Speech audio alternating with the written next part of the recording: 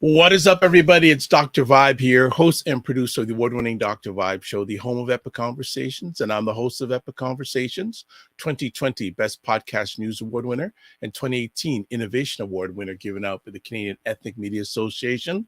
I also co-host and co-produce the only online show in the world for dads and fathers. It's sponsored by Dove Men Plus Care. And being part of that collaboration, I've reached out with a team directly, indirectly, to over 100,000 fathers around the world, 2022 and 2021. So, love to say that you're blessed, highly favored, a magnet for miracles, and a solution for someone's problem. You're watching The Morning Vibe, February 10th. If you were in the Toronto area yesterday, monsoon. Monsoon. It was a monsoon day yesterday. Man, we had so much rain. I guess one of the best things about it is if it was snow, it wouldn't have been pretty. It wouldn't have been pretty if that was snow, but we are blessed. So you're watching The Morning Vibe here. Welcome, everybody. So just a few things. Ryan Knight will be with me momentarily. He's got to walk his kids to school. So I have a very good feel about every conversation we have, especially this one, because when we're playing our new theme, one of our friends is coming on. She was getting into it. She was getting into the groove. So that's a good sign. So welcome, everybody. So let's get some few things out of the way first before we get our new friends up on the platform. First things first, as always, if you are up to it, subscribe to the Dr. Vibe Show on YouTube, especially on YouTube. If you subscribe, also hit the notification button, because when you hit the notification button, you'll get notified. Notify. There you go, of upcoming Epic Conversations. So if you're up to it, would love to have you do that. Also, you can like it on Facebook or wherever you're watching this, subscribe. We would like to do that. So wherever you're doing that, subscribe. Also, I have one more, webinar to do in my collaboration with Innovation Guelph in regards to how to podcast. So Innovation Guelph, for everyone who doesn't know, is a nonprofit organization that helps entrepreneurs and business people in the Guelph, Ontario region. It's southwestern Ontario. And we've done 2 out of 3 webinars in regards to how to launch your podcast. I'm not saying it, you can contact them, very successful. And I'm very happy to be sharing with them. And we're going to be doing some more collaboration. So the link is there. If you want to check it out, would love to have you there. A number of the Dr. Vibe family have jumped in and supported. So much appreciated about that. So we have some new people coming on. I was a little bit concerned that are they gonna jump in? They're gonna jump in, but they came in, so they got some buffer. So before we go any further, I want to say good morning to FitNet's IQ Cam, one of the regular family here on The Morning Vibe, which is fantastic. So let's give a little background about what we're going to be chatting about today. So has anyone heard of the name Bessie Coleman? Pop quiz. Anybody? Well, if you haven't, you're going to hear about Bessie Coleman this morning, as we say, this morning. So a little bit of background. There is a wonderful one-woman play called The Flight. And I'm going to read it here. The Flight, a new work by acclaimed theater artist Beryl Bain, explores the groundbreaking life of aviation pioneer Bessie Coleman, the first African-American woman and the first Native American to hold an international pilot's license. Rising above the economic obstacles and barriers in the roaring 20s, she earned the nickname, quote, Brave Bessie, unquote. And even her dreams were quite literally sky high. From flight school in Paris to spectacular brainstorming shows, Bessie dazzled audiences with her bravery, beauty, and technological mastery. The Flight evokes Bessie's unshakable optimism, her determination, her vision, and her indomitable self-confidence that let her soar above the clouds, reaching even closer to the sun. So that's what we're going to be chatting about today. And we are blessed and highly favored to have, I guess, the two drivers of this epic conversation or this show here. We have Beryl Bain and the producer Marcel Stewart. So good morning, family. How we doing? Good morning. Was that too energetic of an introduction? Not at all. Was that okay? That was amazing. Thank you. Did I pass? Oh man, incredible. Okay. And Beryl, I saw you. Oh yeah. In the background. you were... Oh my gosh, I'm feeling this. This is good. Well, at least one person likes the new intro. We just launched it on Monday and we've got someone's, yeah, I like that. So that's good. So great to have both of you. Thanks for taking time out of your positive, productive schedule to share with the family this morning. So first things first, when we have new friends on the platform, we'd like to get a little background about each of you. So there's an old song by Queen Latifah called Ladies First. So we know we hope we got who's going to share first? Ladies first. Mm-hmm. Well, listen, thank you so much for your time this morning and for speaking about the show. It's really been a huge treat to be working on it and working with the team. It's about a pretty remarkable person named Bessie Coleman. Was an early American aviator, and was part of the roaring 20s as this technological boom started to happen right after the First World War. And so, she was not going to be set aside in all of that interest and progress and change and difficult times too. And, it's a very interesting point in history because, the Great Depression is coming, and we're kind of in this in-between place from the First World War into the between and the second. So there's so much going on. So that's essentially what she did. Was she just kept meeting her goals one at a time. So she went to Chicago she was part of the Great Migration going into Chicago from the South, and starts traveling with her family and in hopes of achieving more. And then she gets this idea from her brother, who's a soldier, that these people in France fly planes. And she's like, they what? I'm doing that. And then it's just begins on this adventure of like, how do you get trained? How do you get the money? How do you get the plane? And she was, according to records, quite skilled, and her shows were quite popular in her short life. So there's a lot to talk about. She's fascinating. Okay, you are too kind talking about Bessie, but I'm gonna and it's true. But you know what? We want to know a little about you. About me? Yeah, we want to know you. Now you gave I know you got to promo the play and all that, but our family wants to know about you. You. So can you give us a little bit of your background, your journey, and then we can switch it over to Marcel, since he knows he's going to talk about him first. Then we're going to get to play. So, Beryl, do your thing. Got it. Yeah. Well, I've been in. Let's see, what can I tell you? I've been a theater artist now for quite a few years. I graduated from York University, and on and off have been doing various plays, theaters across the country. I've had the great blessing of working across the country in various productions. Yeah, it's been really interesting and wonderful. And this is my first time creating something and writing it and putting it together.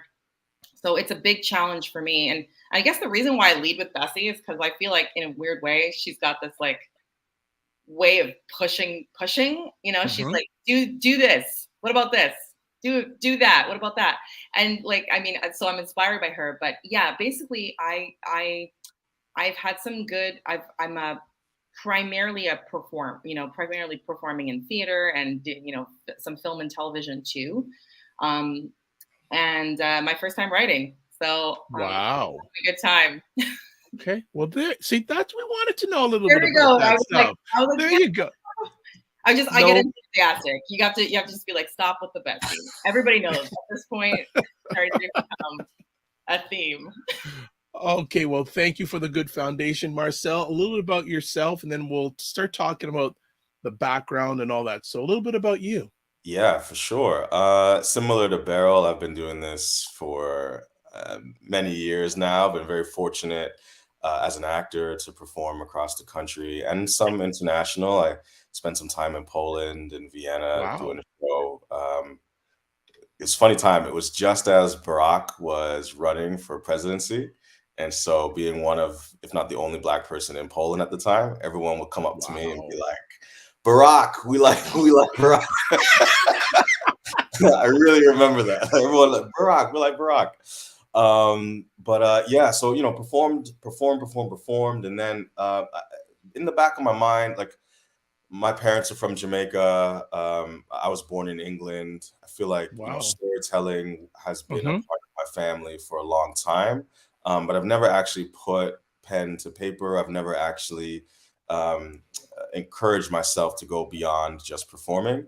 And then the pandemic happened, and lots of time at home, kind of pondering like, what do I want to do? Where do I want to go? And a mentor of mine encouraged me to pursue directing. She said that I had this eye of this curiosity around the bigger picture. And so I started, delving into directing podcasts, directing digital performances, directing Wow. a live theatrical show. And then, yeah, Beryl reached out last summer, and I've jumped on board this plane ride for the last several months, all while raising an almost 2-year-old. Because that's what people were doing in the pandemic: baking Hmm. bread, getting dogs, and welcoming children into the world. What a good narrative. And welcoming children. Okay. Well, you see, now you're not boring people. That's good. That's good. So Beryl, you approached Marcel. Hmm. Why Bessie? Yeah. Bessie, okay, so I read about her in a book about pilots. I was reading this book called Promise the Moon, which is about astronauts. And there's all these pilots in the beginning, all these early aviators. And one of them, took up a little paragraph, and she's like, this woman was extraordinary, blah, blah, blah, the things that she did, paragraph over. And I was like, whoa, what? I got to go down this rabbit hole and find out more about her. So she was very compelling to me. I shelved that for a long time. As I was saying, I was an actor, so I was just acting in other projects. And then, yeah, it was a largely pandemic related decision to reinvigorate this, and that's been super cool. So why Bessie? I think in a weird way, like, I find her relatable, but also difficult to relate to. Like, there's aspects of her that are really challenging, and then there's aspects of her that are really relatable to me. And I just like her, like, adventure, the sense of adventure, and the other thing I thought was interesting was that she wasn't political, really. Like, she just did her thing. And I'm like, oh, I'm so interested in that. Like, she's just like, so I see an obstacle. It's like, I mean, she had there's some record of her political activity. Don't get me wrong. Like, she was associated with people who were also politically active, but her life is just such a proof of, of courage and daring. And just like, she didn't, when people say she didn't take no for an answer, it's really true. She just kept doing her thing until she was stopped. And I just thought that was fascinating. Like, she's all about action, just she got her dreams realized. Okay. Marcel, when this young lady to the other side of you approached you with this idea, what was your first reaction? Literally, do I have the ability to direct this story? I was like, Mm, can I, a man, tell this story about a woman not having that lived experience? All of a sudden, all these insecurities interesting. came into my Okay. brain Okay. about like, can I do this? Should I do this? And I brought them up to Beryl, I think, in our very first conversation, and she shushed them away in a very gentle, kind way. And was like, Why do I say you're being collecting? Shush them away. It's like, but I'm not going to go any deeper. Like, I have a feeling she was She said, "You gonna do this by any means necessary. We gonna do this." Bam. That's it. Thank That's you. it. And the moment she said that, I was like, all right, I'm on board. Like, I needed to get those insecurities out. And she met them and was like, I hear you, but I wouldn't have reached out to you if that was a problem for me. So I'm reaching out to you for a reason. And I had heard about Bessie Coleman. I don't remember where or how, but upon our conversation, I went to Google, started Googling, and it's interesting you mentioned Queen Latifah off the top because hip hop has been a big foundation of my life and my career, my artistic practice, and I just started connecting these dots between Bessie being the first and some of the first. Queen Latifah was like the first hip hop artist to get nominated for an Oscar, and like to get, and so I started just think about Serena Williams, Okay. some of the firsts, and how her story, though it happened 100 years ago, is still connected to this idea of how the world views Black women and the boxes that they put them in. And she was like, you cannot box me in. There's no way you can do it. And so I got really excited at the privilege to be able to tell a story like that. Wonderful. Thank you. Beryl, why did you pick this guy? I love thinking back to that moment because I don't have a very logic. In a way, it was really just instinct. Like, Okay. I do a lot of things like that, and it's like, yeah, I really, really feel good about this person. And actually, we didn't know each other all that well. Like, What? I know he came recommended through someone that I knew. Okay. And I was like, okay, yes, I know of Marcel, and I did the Googles and I could see what he had done. But I'm a gut instinct kind of person. Intuition. Yeah. So here's a pop question. What would have happened if he said no? Little sting, little pain.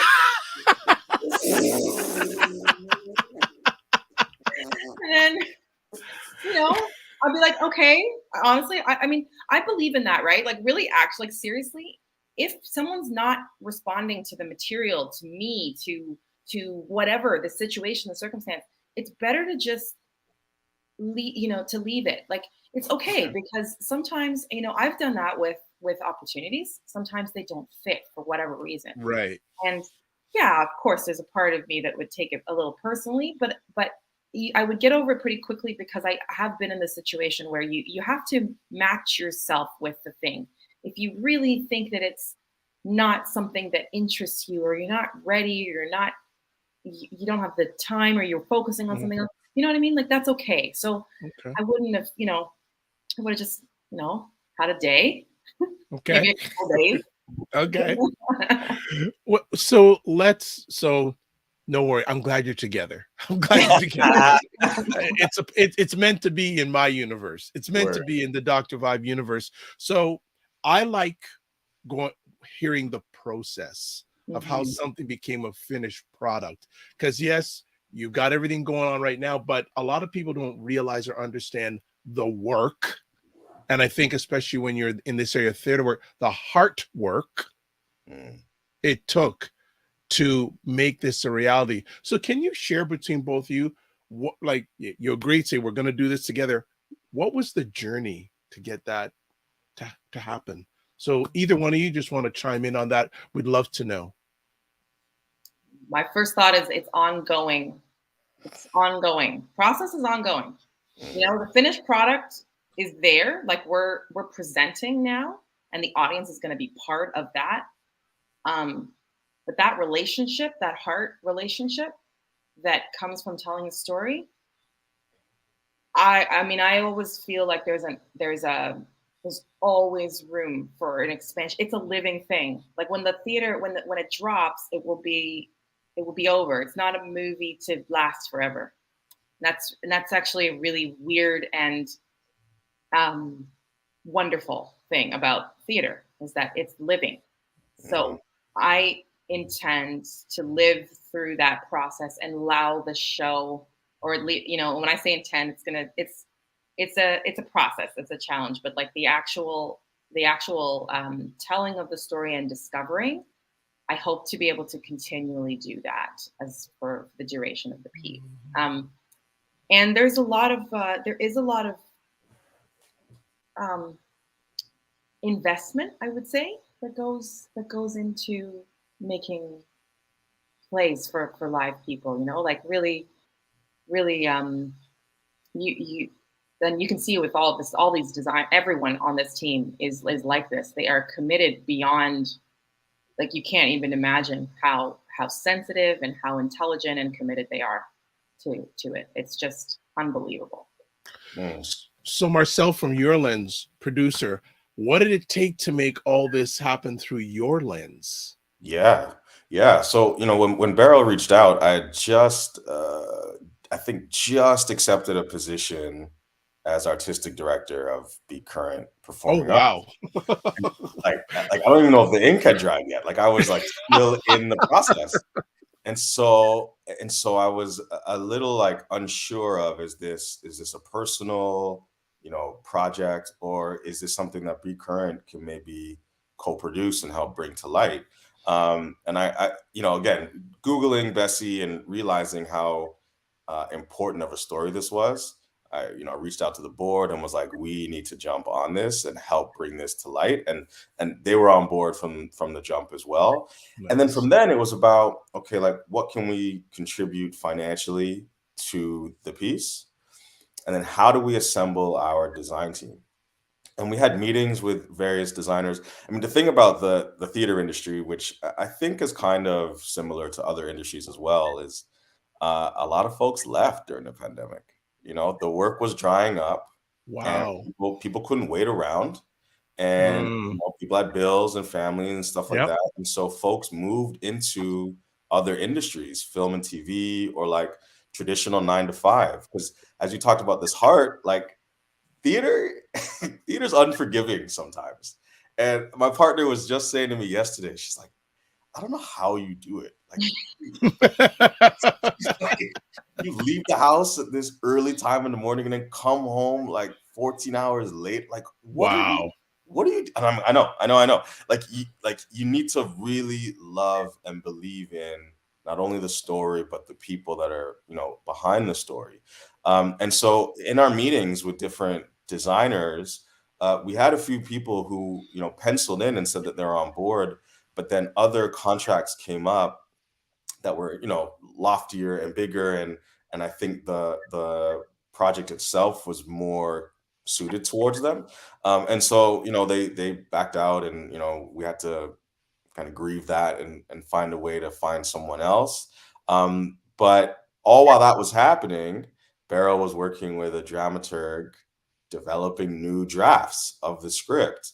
And in about November of last year, so we met in June, November last year, we met in person and had a 3-day workshop where we invited another actor to come into the space. That actor read the draft aloud, and then the three of us just talked, like, what's working, what isn't working, what's clear, what's unclear, what do we really want, what's missing, and sort of had like a jam session. And then Beryl took that and went away and started drafting some more drafts. We met on Zoom Wow. a period of time. We had some designers locked in, and then from there, the design team and I talked about some ideas that we thought would be really exciting for this piece.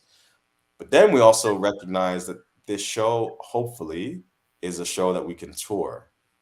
So then all these other logistical things came in around, we can't create this over, set that wouldn't be able to be broken down and movable if we do indeed tour this thing somewhere else. So then practicalities came up, and like, how can we make something that's visually appealing, but also might be able to be moved? Because that happens throughout the show as well. Beryl takes the set pieces and moves them around. And then, yeah. And then Something tells me I just like to just watch Beryl in action. Just sit back and just shut my mouth and just watch. no, it is a feat. Let me tell you, it is like, it's a treat and a feat. You're like, yo, and then in January, I think the second week in January, we started rehearsals. And for that, again, we came out of the pandemic. I have a toddler. I also live in Hamilton now. And there's been, Wow. yeah, so there's that commute. But there's been some conversations around rest, around, navigating, work-life balance. And so I was really interested in trying to implement a rehearsal process that wasn't as grueling as the kind of rehearsal processes that I was used to before the pandemic. So Yep. we did this, 5-day a week, 5 hours, and plus Barrel's one person doing the show. So I didn't want to burn Barrel out by week 2. Yeah, I hear you. You know what I mean? Yeah. So we did 5 days a week, 5 hours a day. We spent a good chunk of the first 2 weeks kind of workshopping the play. Like, it's a new play, so there's still things that we were figuring out, and we didn't want to lock anything in because Beryl's such a phenomenal, performer that we wanted to Absolutely. make sure the piece was set so that she could take that and really put it into her body. So then the third week we were like, all right, this is it. We can't make any more changes to the script. It is what it is. We needed to memorize it. And then we came into the theater on Monday of this week, I think, or Tuesday. Wow. And everything kind of came together over the last few days. Yeah. Before you jump into a few things, first of all, I'm just going to catch up some of the family is chiming in. So a Divine Right from the DMV area. Happy Fridays. From Virginia area says hello. Okay. Another member of the family, Tim Fray. Good morning, everyone. And then Hayden, another member of the family, says, I just want to thank Beryl and Marcel for sharing this play with us. So this is wonderful. And just this week, I just going, wow. Yeah. Now, so you're talking, we are all on this screen here, content creators. I have a question. Have you documented any of this, on video? Because I would be fascinated to see the behind the scenes of this becoming a reality. Please tell me you at least have some of this.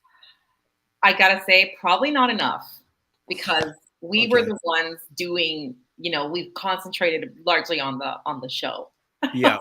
On making that happen. But we've got an AD, MJ. I bet MJ's got some. Yeah, because I would be fascinated to see the behind the scenes reels of this, and especially the Beryl, when Beryl gets into her zone. I'm just really fascinated to see when she's in her zone. I'm just going, okay, you stay out of this lady's way. You don't go there. You don't do it. You don't touch. You don't even... Go ahead, Marcel. It's funny you say that. I have a video from, I think, week 1 of rehearsal, because Beryl plays. Can I see it? Can I see it without her knowing? Can I see it? I'll send it to you. Yeah. She plays a bunch of different characters, and to think about, week 1 where she was script in hand, portraying this one character, to where that character sits now, it's phenomenal. You're like, the range and the ability to fully transform. It's quite a magical thing to see. Well, it's interesting. You're reading my alleged mind, because I'd love to see the transformation of Beryl into Bessie's character. I'd be very envious just to see even little pieces of that. So coming back to you, Beryl, how did you get prepared for this role? I've been sitting with some of the material for a while. I'm doing the thing where there's a bit of overlap between her and me. We're kind of doing this. And so I'm preparing in a way all the time.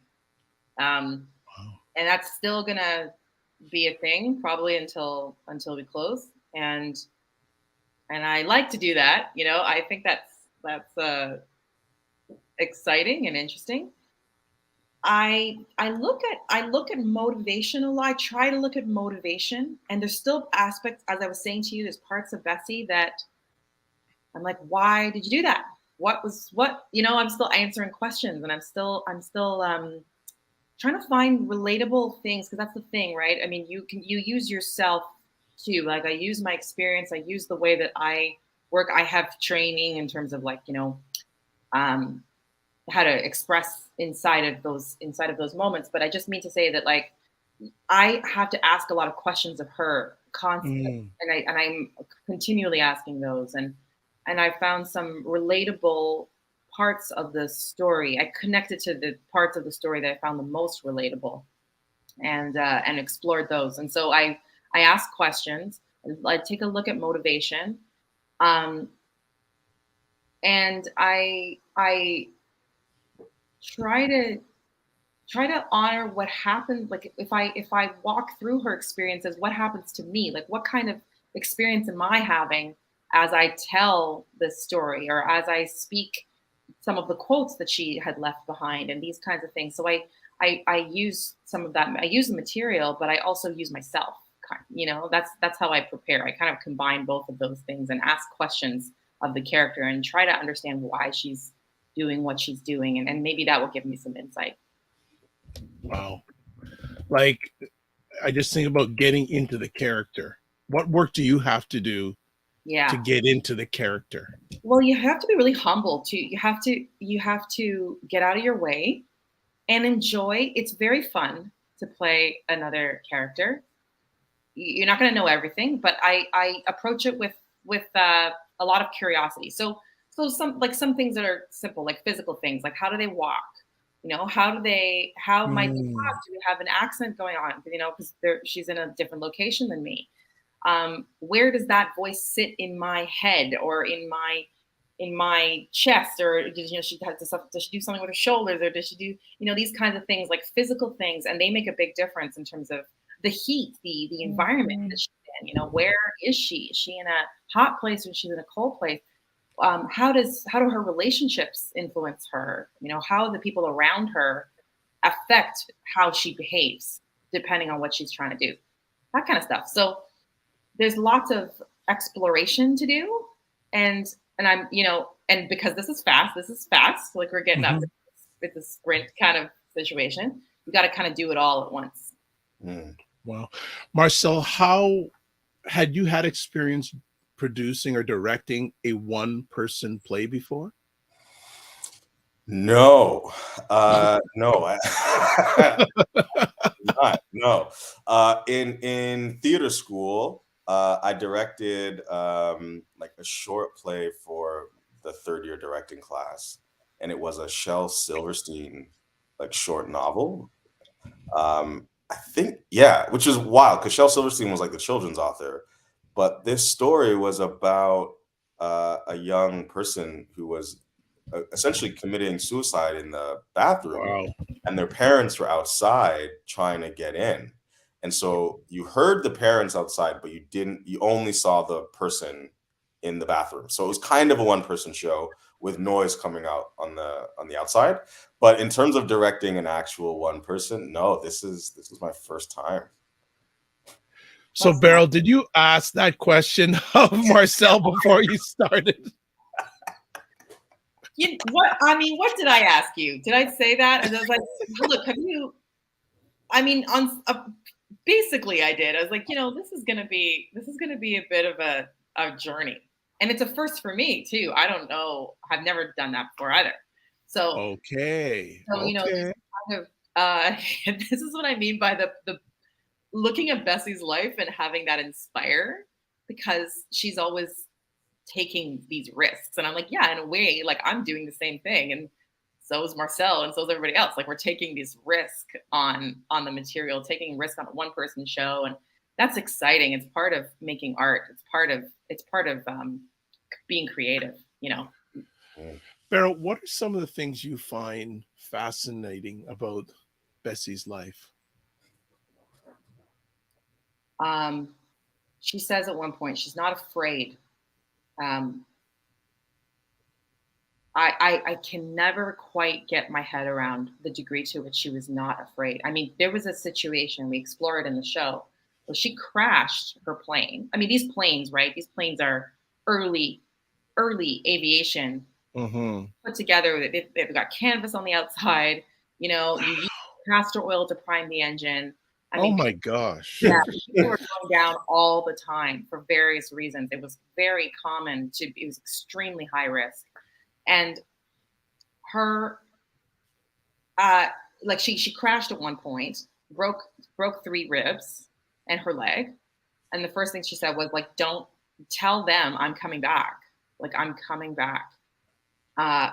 So that's for me one of the most fascinating parts of her character is how does she's continually interested in challenging her own ability. Like, yeah, I'm going to fall. Because I mean, in a way, you kind of know. Like at one of her training, when she was training, someone in her training school fell and died, and they all watched. Oh. So people in the newspapers when she came back were like, did that rattle you at all? She's like, no, it was a shock, but I kept going. So it's like, what is that? You know what I mean? And so it's incredibly fascinating to me, incredibly and invigorating to me to work with someone who is capable of doing that and is doing it largely not just for herself. Like she really wants to be wants others to see her do it. And I think that's a very interesting part of her as well. That she wants people to realize that they can push their own fears, like through their fears, because it's really daring. Question from one of our family here, Ray of the Macmillan Group, saying, "Good morning, everyone. Thanks for bringing the story of Bessie to life. Have either of you spent time in the Southern U.S. or visited to get the essence of her as you brought her to stage?" Okay, so I'm going to say I wish I'd spent more. A tiny bit. And I referenced sometimes some people that I'd met, some Texans that I met last year. And I try to get a little bit of their sense of how, again, environment and how you move in the world. And, but let me tell you, now after working on this, I would love to spend so much more time. I am so fascinated and so, I'm so excited to do more traveling to the Southern U.S. Okay. Marcel, anything on that from you? Yeah, I spent, I think Memphis counts as the South. Does Memphis count as the South? Yeah. Okay. Yeah, so I spent a little bit of time in Memphis. My cousin lives in Texas. He's a police officer out there. So I speak to him quite often to get insight about how Texans operate and just to hear, like my cousin was born in England, but went to Texas for college. He was a basketball player and then, became a bodyguard and now works in police. And like just the way he speaks, I would never think that he was born in England because he's full Texas now. And there's something about the unapologetic, like his openness in his voice, which is so contrasted to the tightness in England, this like stiff upper lip. I like to think there's no stiff upper lip with him. And I spent I think 2 days in Chicago. So all that to say, I'd like to spend more time there also. Like we've been talking about touring the show down south, touring the show. Absolutely. I think, that's definitely an added step as we continue on. Excellent. During the rehearsals, was there a moment that either one of you had saying, this is the right thing to be doing? Was there a magic moment during the rehearsals? They said, yeah, this is it. There are many. Well, whatever ones you want to share. Okay, so I'll work backward. Unless you have one, Beryl. If you want. Go for it. No. So yesterday we had our first invited audience, and it was an audience of high school students Oh, from, wow. Okay. yeah, right, from a drama class. And you mentioned at the top of the broadcast here the weather yesterday. Yeah. Um, Oh, yeah. right. So they were driving in from Mississauga, and so they were Oh, so we held the okay. show, and we're up in the green room, kind of waiting around, and the bus arrives, and we just hear all this noise. Bah, bah. These kids like hopping off the bus, coming into the theater. So we're like, okay, some energy. We got some energy, and sure enough, the show ends, standing ovation. And Wow. I was sitting with the designers up in the balcony, and I looked at them, and I'm like, yeah. Yeah. That's a hip hop. Yeah. That's a hip hop. Yeah. And by just a little side note here, it is the 50th anniversary of hip hop this year. All right, good. Yeah. All Yeah. right, all right. Let's go. Let's stay focused. Let's keep it focused. Okay. Yeah, okay. Honestly, this process has been full of them, like synchronicities, things working out that should not work out. Okay, like fast turnarounds and things that like Marcel was talking about, people coming together, things working, and I will also say inside of rehearsal, in some really deep like connections to the material that have been in a weird way kind of surprisingly emotional. Can Maybe you not share one or surprising. two of those? Well, I don't want to ruin it for you, and I know that Oh, well, you. just one. Okay, so well, actually, it's interesting. Bessie has a unique relationship with her father. Her father left when she was 10, and she never saw him again. And I work with that a little bit inside of her biography, or inside of telling the story, and her desire to uplift the people around her, including her family. There were times where I found that very emotional, and Mhm. I mean, every time you play something, you kind of discover something about yourself too. And I feel like there's been really really interesting opportunities for me to learn more about me, as well as learn more about Bessie. So, but that would be one. Yeah, that was something I did want to explore a little bit in terms of Bessie's life, was her relationship with her father. It's such a something that um, gets spoken about, but maybe not enough. Right. Like and how exactly, and it relates actually to that. You do a lot of work in this arena, so I think it's actually really really wonderful to be able to explore that topic. Thank you. Yeah. Receive that. Some comments here. Ray says, yeah, he has spent the last 5 or 6 years in Jacksonville where Bessie died. Yeah. And it is quite a different reality to the GTA. Touring the show would be a great idea. And then, Jackson. and Divine Wright from the DMV says, wow, that's amazing. When you capture high schoolers' attention, that's telling you a lot. They never lie, right? The kids never lie. So Absolutely. I mean, it's true. It's amazing. They were such a great house. They were such a lovely, lovely audience. Beautiful. How did you feel, Beryl, when you saw that standing ovation? I just feel shocked, and just mostly I'm like, oh my goodness. I didn't expect it. I didn't expect. They were very attentive, so it was hard for me to tell exactly how they were receiving everything. And for me, it was my first audience, right? So even I don't have any kind of knowing, what to expect either. So when they stood up, I was like, oh my goodness, that's really genuine. Like kids don't do that unless they really mean it. So Good stuff. Good stuff. Can I share one other moment? No, hey, I'm just steering the ship. You two are driving the ship. No problem. No, I'm on it, man. I'm on it. Okay, good.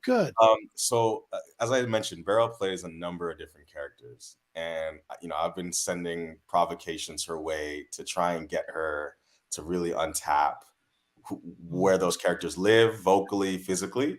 One of the characters is this man named Jesse Binga.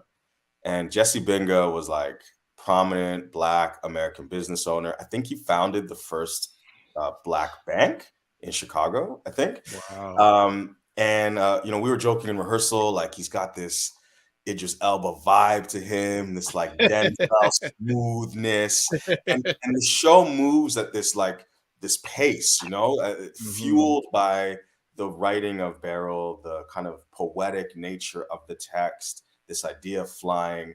But Binga kind of sucks the air out of the room and just like commands everyone's attention. And there's a moment in rehearsal where like Beryl found that.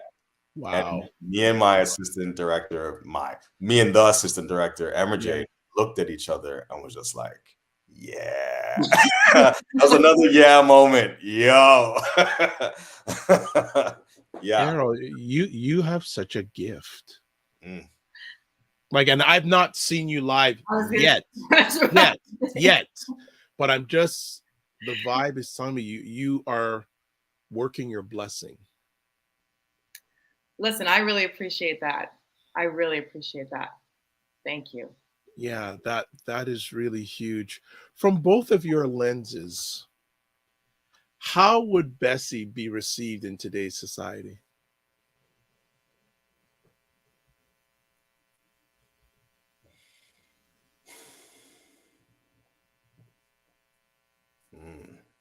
I wonder if Bessie would do the same work. I wonder if she would do what she did. I don't know. How would she be received? Yeah. I have a feeling, some of those, she had a reputation for speaking her mind, always telling the truth. She didn't like something, she didn't participate in it, and she'd let you know. I have a feeling that would not go over well now, just as it didn't go over well then. You know what I mean? Like, I think it actually might be, I don't even know, like, she can't tolerate that. That's another thing I love about Bessie, is she can't tolerate. She doesn't tolerate things Is that a little bit like you? Yeah. Okay. I was waiting to ask that conversation piece, and you had such a beautiful segue. Thank you, Beryl. Thank you for the segue. I don't express it very well, actually. Like, I don't see myself as someone who has like a explosive way of being. I mean, maybe I just don't see it in the same way. But yeah, there's an aspect of that I can really relate to, where once you know that something isn't going to work, I think that Bessie has a better ability to say, no, I'm not doing that. And I don't care what the consequences are. You can do whatever you need to do, but I'm not doing that.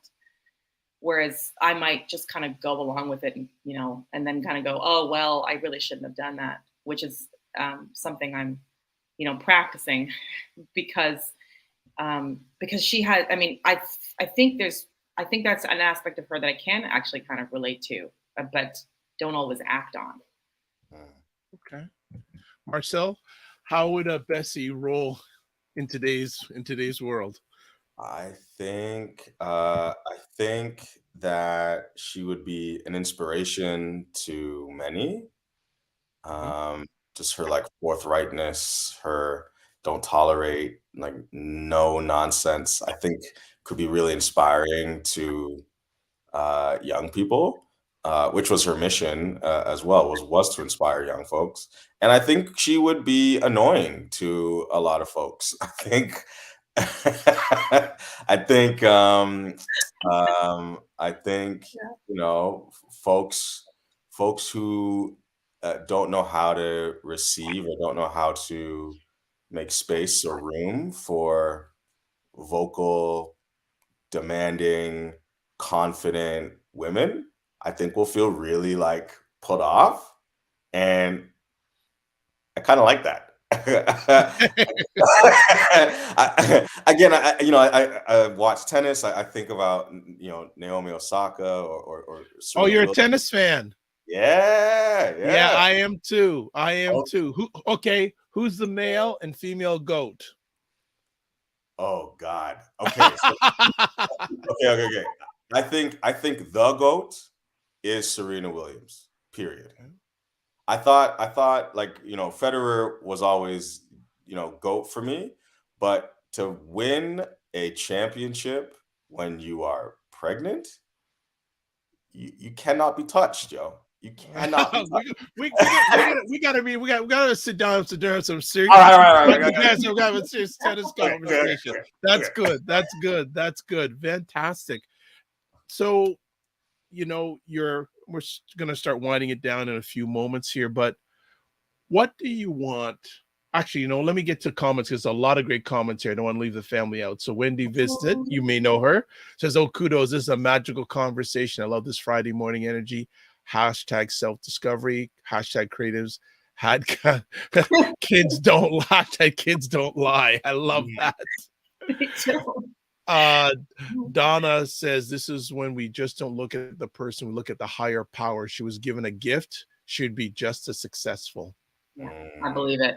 I believe it. Divine Right says, "I was happy to hear when my son told me he was in the 4th grade school when they learned about Bessie Coleman. He was so excited."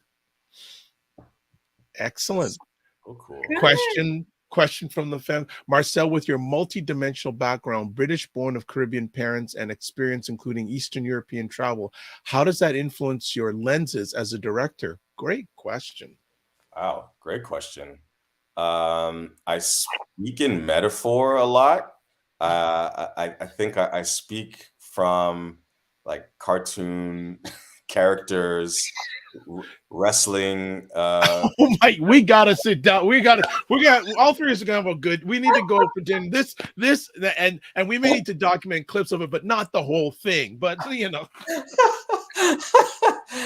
Yeah, I pull from a lot. I guess I think outside the box is how it influences me. Yeah. That's wild. That's wild. What do you want the audiences to get from this event? I'm not calling it a performance here. I think it's an event. What do you want the audience to take from this event?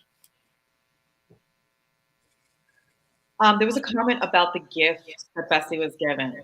And I believe that too. I believe that I really want people, when they see her, to know that they have, I know it sounds a little cliche to say it, but they have that too. Every individual is so unbelievably special. And all we have to do is try to get out of our way, get those obstacles, move them out of the way, and do our best to peel back the layers of the onion of what we all have to offer.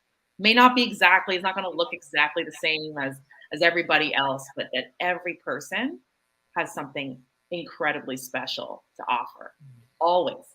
And if you know that, and if that's solid, and that's what I feel like Bessie has the opportunity to demonstrate for us. She just knew that.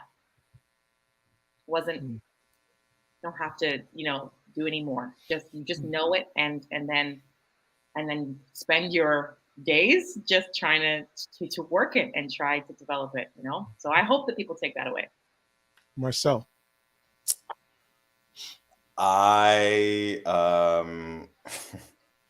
All I can think of, I don't even listen to Taylor Swift, but all I can think of right now is the shake off the hate, whatever that hater song. I don't know. I know the song you're talking about. Okay. I don't listen to her, but I'm just shake off the hate. People are gonna say, when you're the first, when you have ideas, when you have goals or ambitions that other people might not be able to see, doesn't mean it's a bad one, doesn't mean it's wrong. Don't let anyone's hate or fear influence where you see yourself or what you'd like to do. Because I think, we label someone, I think it's we label someone crazy until the idea is successful, and then we call them a genius. You know what I mean? But it's it's the same idea. So, I mean, if you have something that you want to do or pursue or carry on, do it. Because you never know how far you can go. Dreams don't have an expiry date. Ooh. No, and you might make mistakes, but it's not a big deal. You know what you do? You tell people I'm experimenting. That's right. There you go. You know, if you're experimenting. How has this event impacted each of you?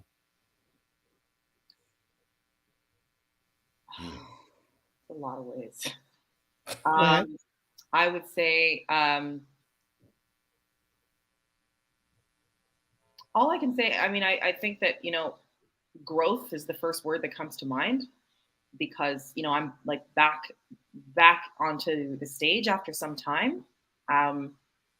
And in a different, feeling different, thinking in different ways and looking at things in different ways. I feel like there's been a lot of growth. And I feel like the rest of it's yet to come. Like, I'm like, okay, there's going to be a lot of, as the audience comes in, as feedback starts to come in and I start to we start to sort of see what people are responding to or not responding to. I feel like there's going to be even more learning that comes from that. Marcel. I journal often, and my last journal was like at the beginning of rehearsal, and I remember I said that my passion for theater has dwindled a bit because of my passion for other life things has increased. Like, and I don't really have time to really dive into and follow theater like I used to. And this experience has reinvigorated that for me. And has reminded me how much I thrive working with other people.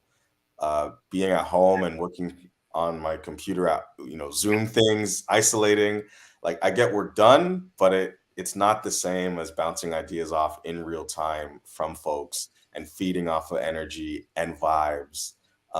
So that has been a really clear reminder that I need to work with people. Well, both of you, thank you very much for taking time out of your positive, productive schedules to share with the family this morning. I have huge admiration for both, and respect. I wouldn't say admiration, respect for both of you. So this is just a great conversation. I'm going to do my best to make it to these performances, one of these performances, and it's definitely. I wanna see it live and just enjoy the moment of this event. So again, thanks to both of you. For people who want more information about it, the link is right there. Some other people that have been key in this, the Theater Gargantua have been key, and also Be Current. Now, Marcel, give us a little background on Be Current because I have a global audience and people need to know about Be Current. You will. You'll learn a lot more about us in the coming years, believe. But Be Current was founded in the early '90s by Audrey Zena Mandiela, and it was a, kind of on the fringe theater company that really supported and promoted Black women creatives. And then over the 30 years has kind of opened up and been a space of nurturing creativity for Black, Indigenous, Brown theater makers. And like experimental theater makers. We really specialize in non-traditional, non-Eurocentric kind of forms of storytelling, relying on like West African traditions of like the griot and like, music is a big component of what we do also. And so, I came in August of last year, and my someone mentioned multidimensional background. Like, my hopes are to bring Be Current to England, to the States, and like kind of cross collaborate with different places. So keep a lookout. All right. Ray also has a good question. Are there any thoughts to put this on film as the reach would be so much wider, not discounting theater as it's a special art form? I feel like perspectives are open, but we haven't had that conversation quite yet because we're focused on this right now. But Got it. And Divine Right says this: let us know when you start touring in the US, speaking it into existence. Thank you, Divine. Thank you. Well, both of you, again, thank you so much. It's been a great conversation. And I'll just leave with this for both of you. Remember to give yourselves grace and don't just manage your time, manage your energy. Thank you for and that. I think we'll be seeing each other over the next week. Fantastic. Thank you so much. Blessings. Take care. Thank you very much. My pleasure. My honor. Absolutely. All right, family. That is The Flight. Wasn't that amazing? That was an incredible, epic conversation. Really enjoyed it. And if you're in Toronto or you're going to be in Toronto between today, which is February 10th, and the 18th, go check it out. That's where it's playing at the Factory Theater. I'll also just put up the website when you go there to see details where you can buy tickets. So just bear with me a quick second. And we're going to go here. So when you go to the website I've shared with you, that's what you're going to see. Buy. Maybe you'll see me there. Who knows? All right. So let's close it down. I want to say thank you to everyone who watches live on the replay. It's appreciated and not taken for granted. So upcoming things coming up this Monday on the show. Janice and Marie from Foodpreneur are coming back. Our foodies are coming back. And then next Friday, Ray McMillan is back talking mortgages and real estate. So that's what's upcoming next week. Few things. If you want to touch base with me, there is the website, thedrvibeshow.com. Email dr.vibe@thedrvibeshow.com. YouTube, Facebook, and LinkedIn, The Dr. Vibe Show. Twitter @drvibeshow, and Instagram, The Dr. Vibe Show. So also, you can watch replays of this epic conversation. It's scrolling on the bottom, The Dr. Vibe Show, YouTube and Facebook. Afro-Caribbean Business Network, Facebook and YouTube, and Ryan O'Neill Knight on YouTube. I think there's some more comments here, so let me see if I can get them on before we shut it down.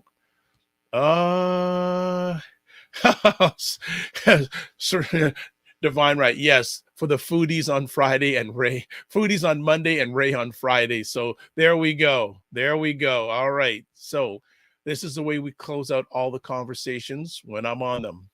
Live your life as a dream. If you can dream it, you can make it. Sometimes you have to get small to get stronger.